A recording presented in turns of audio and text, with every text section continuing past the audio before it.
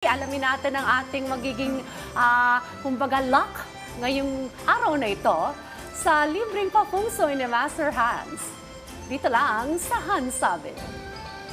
Rise and shine! Mga ka-RSP, ilang araw na lang tapos na ang unang buwan ng 2024. Kaya eto na muli ang mga gabay, patuloy palala at prediksyon ni Master Hans Kua ngayong araw ng Biyernes, January 26, 2024. Unahin natin ang mga pinanganak ng Year of the Rat. Mainam na doblehin ang pag-iingat sa pagbibitiw ng masasakit ng salita. May magandang balita naman na makakarating sa iyo. Panahon na rin upang makapag-move on sa ex. Kaya naman, iwasan mo na siya. Magsuot ng rose quartz para ma-activate ang Happy Love Life Star. 13 at brown sa rat niyang araw. Ox naman tayo kung ang pinakamaswerte ngayong araw, kaya mas piliin na maging masaya. Piliin ng maigi ang magiging sweetheart mo. Activated din ang Travel Star. 19 at blue ang swerte kay Year of the Ox. Iwasan may pag-away sa karelasyon sa Tiger. Posible magkaroon ng tampuhan, iwasan din ang paglipat ng bahay today. Maging mapanuri sa mga taong nakakasalamuha. Magsuot ng black onyx upang maiwasan ang negative energy. Green at 3 ang swerte kay Year of the Tiger. Sa mga rabbit naman tayo maging grateful sa lahat ng blessing na tanggap. Sa love life naman, yayain sa sweetheart mag-exercise araw-araw. White at 12 ang swerte kay Year of the Rabbit. Maging maingat sa bibitawang salita kay Year of the Dragon. Ito ang magiging dahilan ng away nyo. Ang OOTD ay pink, maswerteng number naman ay 15. Para naman sa panganganak ng Year of the Snake, mag-ingat sa Theft Star, kaya palaging ingatan ang bag at iwasan maglakad mag-isa. May third-party star na dapat iwasan. Sa love life naman, magsuot ng rose quartz para mahanap mo na ang the one sa love life.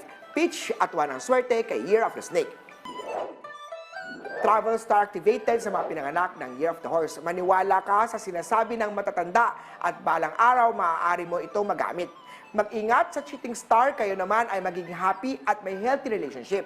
Iwasan na ang pagpo-post o magbigay ng importanteng information. Red at 17 ang swerte kay Year of the Horsey. Eto naman, Year of the Goat. Conflict Day ngayong araw. Mag-ingat sa susunod na karelasyon at mabuting kilalanin silang maigi.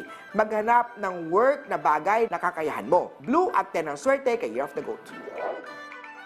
Para naman sa pinanganak ng Year of the Monkey, ugaliin na sa tama ang bibitiwang salita. Sa love life aspect naman tayo, posible magkahiwalay kayo ni partner. Wear gray, maswerteng kulay yan. 6 ang maswerte ngayong araw kay Year of the Monkey. Para naman sa Year of the Rooster, may isang matalik na kaibigan ang tutulong sa problema. Lucky number ay 8, lucky call naman ay silver. Ang mga Year of the Dog naman, ikaw ay may project na kailangan ma-accomplish. Magsuot ng turquoise para lucky charm para sa travel ay safe. Yellow at 11 ang swerte kay Year of the Doggy.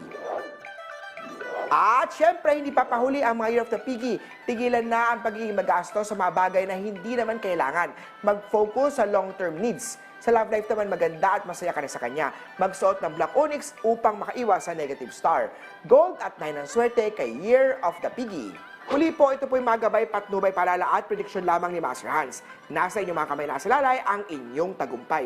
Kaya always be positive at i-claim ang mga swerte, mga ka-RSP.